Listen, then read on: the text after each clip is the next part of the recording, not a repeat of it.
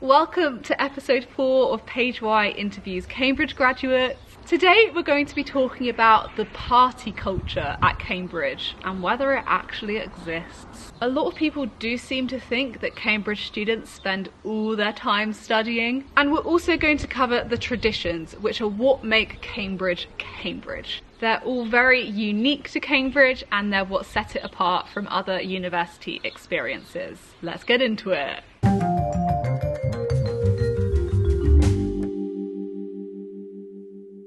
Was it all work and no play? Yeah. Yeah. That's quite sad. Sure. do you want to answer that one again? Was it all work and no play? Sorry, again. Just taking your first answer, Will. What were the parties like? What were the parties like that didn't exist? Parties were great that didn't exist. Definitely about finding a great bunch of people who have very similar interests, very similar hobbies as you, and it's very fun. Also, not that I condone drinking, but having a lot of alcohol is fun too. Alcohol in moderation, everyone. Definitely not. I have loads of friends all over the university, and I went to formals all over the university, and I rode, and I was on loads of committees, and I also had free time sometimes as well. It's just normal life. It's like you're working 40 hours a week on a 9-to-5 job. You have a life still, you know? Nah, it was plenty of both. I think there's definitely some good times had with friends. And what were the parties like? What were the parties like? Oh, there are some good ones. Of course, you always got work the next day, so they'd strangely stop at midnight all the time. But in general, yeah, I had some great parties with friends. Absolutely not. This weird misconception of Cambridge is that people just come here and like work and work and work and work and like don't stop working. And that maybe a few people in Cambridge are like that, but it's really a small minority. The majority of people in Cambridge like to play as much as they like to work. We have a lot of stuff in Cambridge that is just designed for people to have fun. Like we have societies. Like I did a load of outreach for Jesus College, and like I went all over the country, like talking to people in schools. And like we've got formals. Formals are like an event like kind of unique to Oxford and Cambridge, where we all go and like sit and have a nice 3-course meal, and like usually go for a few drinks afterwards. We have some good clubs in Cambridge, and like people go clubbing. Like sometimes people even go clubbing like 3 times a week, which wasn't me, but like it's definitely doable. Like Cambridge is definitely not just all about working. I think in my case, mostly yes.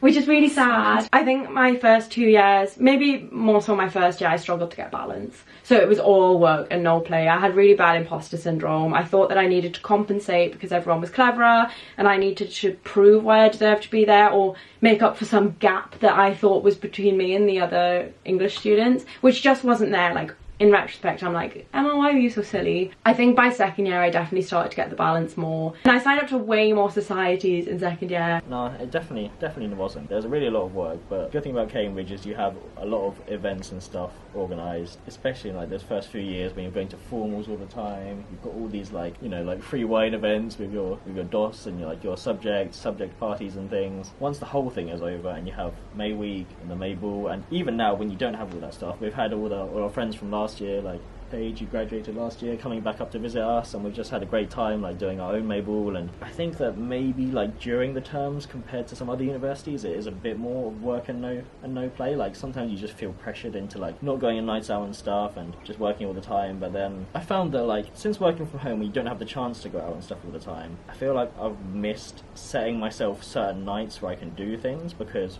when you don't have the chance to do anything and go out, then you feel really pressured into working all the time, like just because you have no excuse to like, oh, I've got this formal, I've got this thing that I can be doing. Of course not. No one is all work. If you are, you're boring, and you should play. Definitely play. That's what I'm here for. I'm not here for work. I'm here for play. Everyone's here for play. Really? Yeah. Do you need to play? Yeah, that is your goal. If you just leave with only like your only experience is just having the degree, you've done it wrong. It should be 50-50.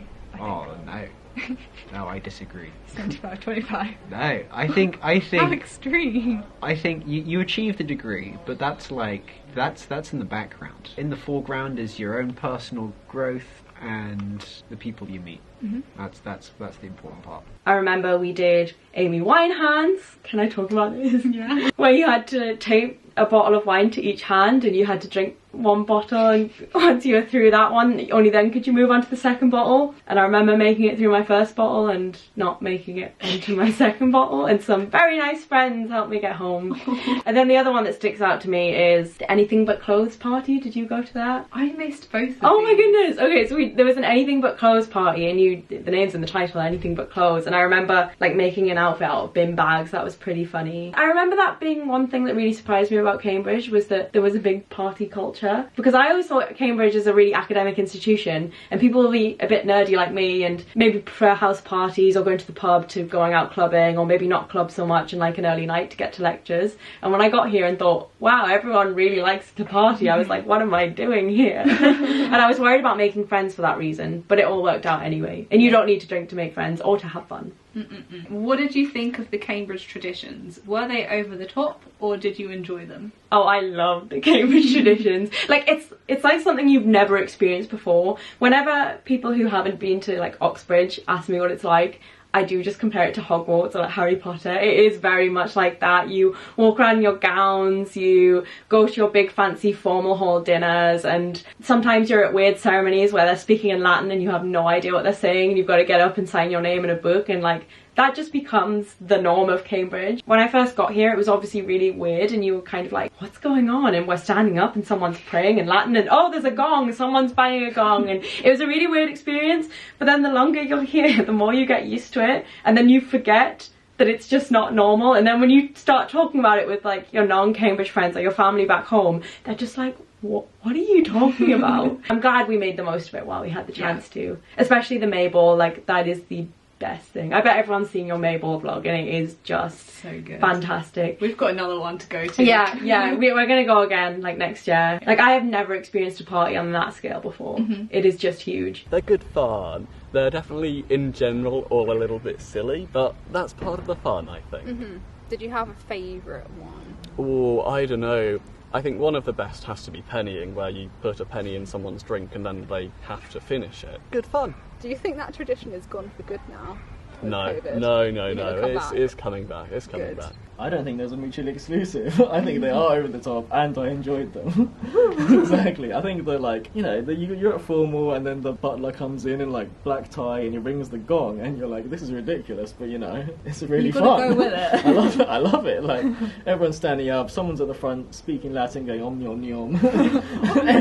Everyone's having a great time. You know, you're bowing to like the fellows as they walk out, and you're thinking, wow, this is stupid, but everyone's doing it, and it's a lot of fun, you know. Which tradition was your favourite? I do like pennying because I think that's a lot of fun.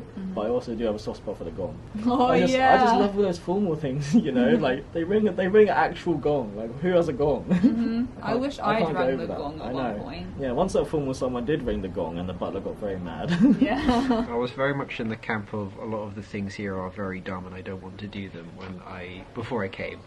Like even the names, like calling it Natski is really stupid. It should be Natsai, obviously, right? But then you just sort of start doing it and you go, yeah, it's just kind of dumb and kind of funny, I'll just roll with it. And like, it's just a bit of fun. As long as it's harmless, like it's fine. Like, I don't get behind the traditions of like a lot of the drinking society things, because then it can be a toxic kind of place. But like, a lot of these traditions are harmless and a bit of fun. What was your favourite tradition? Everyone said pennying, so I'll say pennying. It's true. It's just a fun drinking game. I don't know what to say. Oh, I love them personally. I think some people think they're a bit over the top, but I really don't think that. Like, I think the thing that struck me was that like the traditions were kind of very fancy and formal, but like the people who were there were like completely normal. So in first year we had a matriculation dinner, which I'm sure you remember it, and I was just like sat next to some fellows and I thought, oh god, it's going to be really scary, they're like Oxbridge people.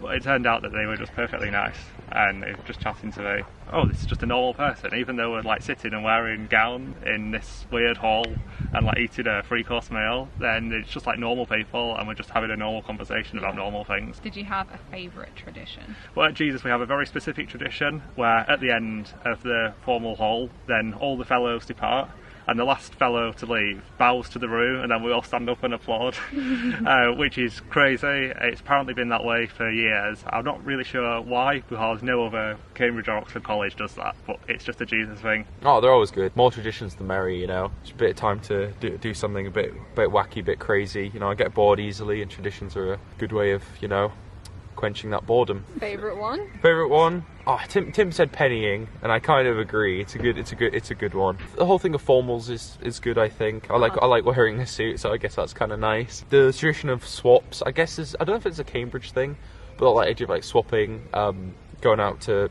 formals, or for example going to a restaurant with another college's Natskis or another college's boat club or whatever. I think that's a good tradition to have as well. Gets you to meet a lot of people. You have to take them with a pinch of salt and just like embrace them for what they are. I think like matriculation, signing a big old book that every single Jesus student since the college was founded has signed, was like the most surreal moment of my life. You just got to vibe with it, because if you think about it too much, you're like, this is absurd. Yeah. So you just got to vibe on through and just enjoy how fun they are, and accept the fact that everyone's going to bully you and tease you about it for the rest of your life. Like Yeah. everyone at my pub's like, oh, Cambridge, oh, you went to formals, did you wear gowns? And I'm like, yeah. It becomes so normal as well after you've done it a few times. Yeah, literally. So. I'm like, yeah, you wear a gown and you spray someone with Prosecco when they finish their exams, and they're like, that's so weird. I'm like, oh, okay. So to conclude, there's plenty of play alongside work. We all have very fond memories of parties, socials and Cambridge traditions. It is a small city, there's only a handful of clubs, the nightlife isn't huge, but you do have things like May Balls, which is probably the biggest party I've ever attended. The Cambridge social scene is without a doubt different to other universities. I'm not saying it's better, I'm not saying it's worse, I'm just saying it's different, and I really loved it. Comment below if you've attended universities, colleges which have had their own quirks or traditions. Also comment how much partying you did at uni. What would you say the ratio was of partying to work? Thanks for watching. Give the video a like, subscribe to the channel, hit the notification bell so you're notified when the next episode comes out,